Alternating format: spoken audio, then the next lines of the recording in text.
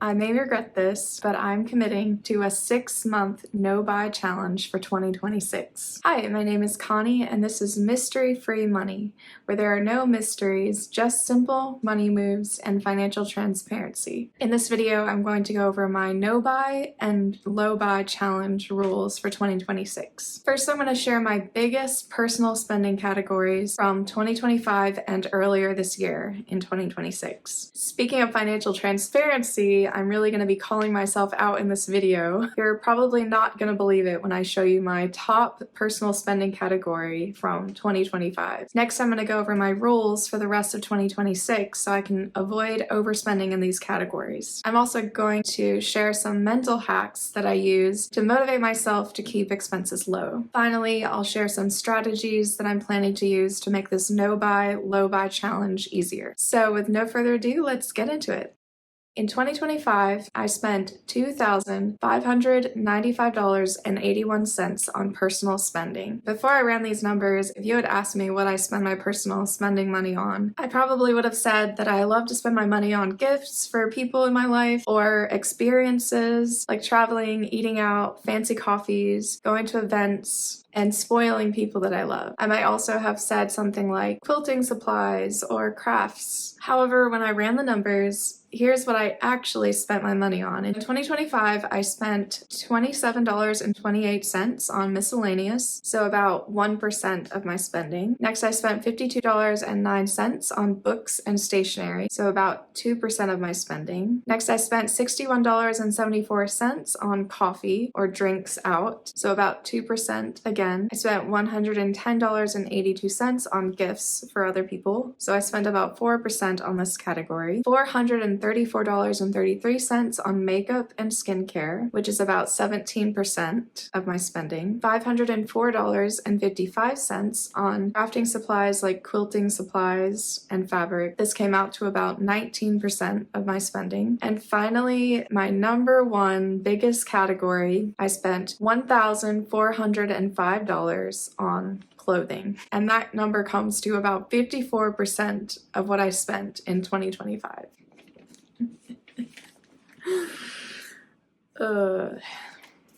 Altogether, all this spending totaled $2,595.81, which is about $216.32 a month in 2025. But wait, that's not it. As I'm filming this, it is April of 2026, which means that I spent some money earlier this year, and the breakdown of those purchases is as follows. I spent $10 on coffee, which is about 2% of my total spending so far for the year. I spent $13.83 on gaming, specifically for phone games.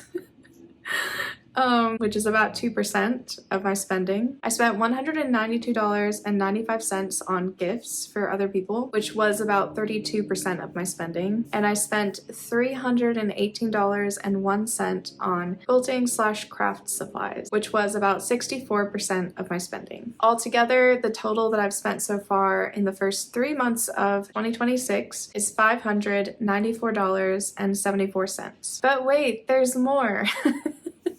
I also spent about $115.99 on clothing in 2026. The reason why this number wasn't included in the 2026 breakdown is because I actually returned some items of clothing at the end of 2025, and the refunded amounts on those returns didn't clear until January of 2026. So technically that money was spent in 2025 and refunded in 2026, so I didn't really count that as new money. So earlier this year, my husband and I decided to designate $1,000 to each of our personal spending categories for the year of 2026. As you may have noticed, I've already spent $594.74 of that $1,000, and it's only April, which means that I only have $405.21 to spend on personal spending for the rest of the year. I know that there is a $110 expense coming up in October for a school community that I'm part of. live. So if you subtract $110, that leaves a grand total of $295.21 that I can spend on personal spending for the rest of 2026. Hence this no-buy, low-buy challenge.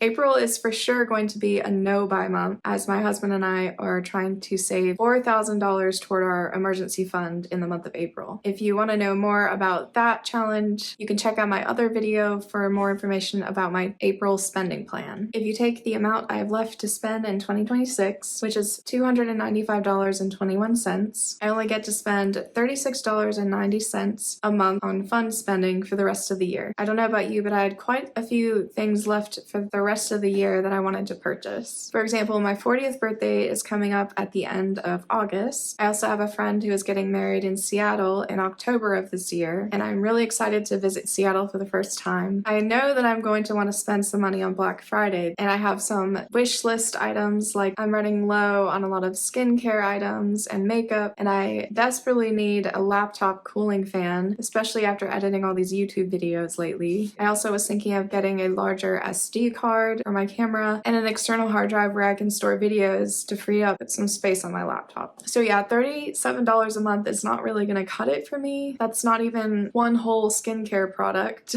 And I could maybe buy 5 or 6 coffees with that amount every month. Unless I do a no-buy challenge from April to September and a low-buy challenge from October to December of 2026. If I take the amount that I have left to spend in 2026 in my personal spending category, which again is $295.21, and I divide that amount by 3 instead of 8, that would be about $98.40 a month from October to December of 2026, which is a much more realistic number, I think, for Black Friday spending and the trip to Seattle. So without further ado, here are my no-buy/low-buy rules for the rest of 2026. From April to September of this year, it's pretty simple. The only rule is no personal spending during those 6 months. The only exception to this rule is that I get $50 to spend however I'd like for my 40th birthday at the end of August. That would leave me with $245.21 for the last quarter of 2026, which divides out to a monthly spend of $81.74 for the months of October, November, and December, which will be my low-buy months. I think I can stretch out $80 a month to do everything I want to do at the end of the year. It's definitely nowhere near the $216 a month I was spending in 2025. So for my low-buy months, namely from October to December of 2026, here are my low-buy rules. Number 1, I need to align my values and my spending. So no more buying clothes, random miscellaneous stuff, fun makeup/skincare that I never wear, or making in-app purchases on phone games.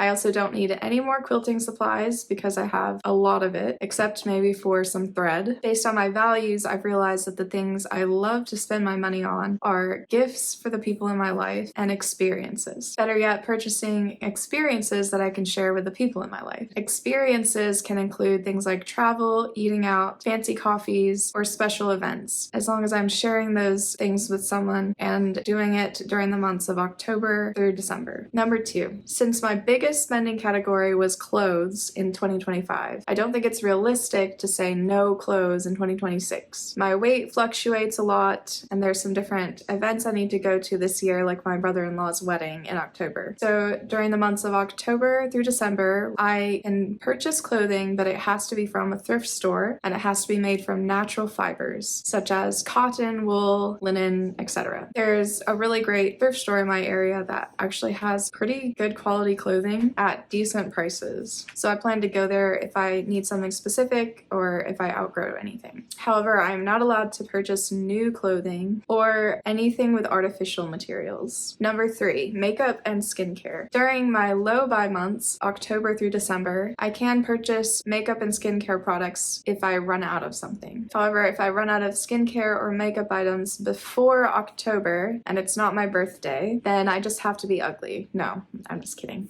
Like I said in my other video, my husband and I are trying to save up $30,000 in 30 weeks to go toward our emergency fund. So our current budget is pretty tight. However, if I want to purchase any skincare or makeup products and I've run out during the months of April through September, I need to be able to generate new income over and above our goal amount. Then I'm allowed to replace certain skincare and makeup products that have run out. But I can't just go out and buy new things that I don't need. I'm also going to start using my red light therapy device. It's actually right there. A lot more. I kind of got away from using the red light because I was apparently allergic to it, but we figured that out now, and I am gonna try to start introducing that into my routine again. I'm also gonna focus on hydrating, eating more protein, and exercise, so that will improve my skin as well. Okay, so here are some mental hacks that I use in order to motivate myself to spend less. The first thing, and just hear me out here, I love to imagine the future in very vivid detail. So, for example, when I'm tempted to go out and get some Starbucks, I like to stop myself and think about, yes, of course, if I get the Starbucks now, that would be amazing. And it would really make my current day so happy. However, I'll then pull up an image of myself in Seattle and all the amazing coffee places in Seattle. And then I like to compare those two images. So the now image of me going to Starbucks versus going to an amazing fancy coffee shop in Seattle. And I compare those two and decide which one I would rather have.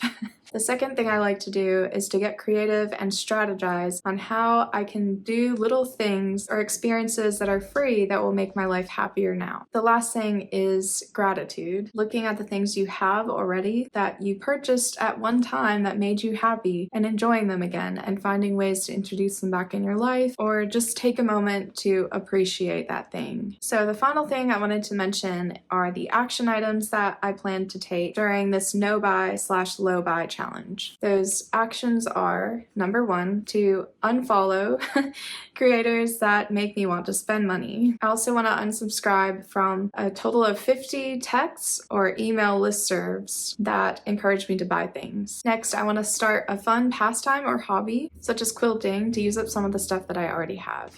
Next, I'm going to start a wish list and add things to it that I really want and share it with family and friends. Specifically around birthdays or Christmas, I'll just have this list ready to go with a lot of different suggestions and the things that I want the most. Next, I'm going to look up 10 free events in my area and add them to my calendar. And finally, I'm going to sell stuff from around my apartment to make money and room for new things. Okay, that's it for my no buy, low buy plan for the rest of 2026. In my next video, I'm going to post my May spending plan, so feel free to subscribe if you want to see how we're planning to save $4,000 in the month of May. If you liked this video, please give it a thumbs up. And finally, if you're doing a no buy or a low buy challenge in 2026, I'd love to know what your rules are, so feel free to comment those down below. That's all for this video. I'll see you in the next one.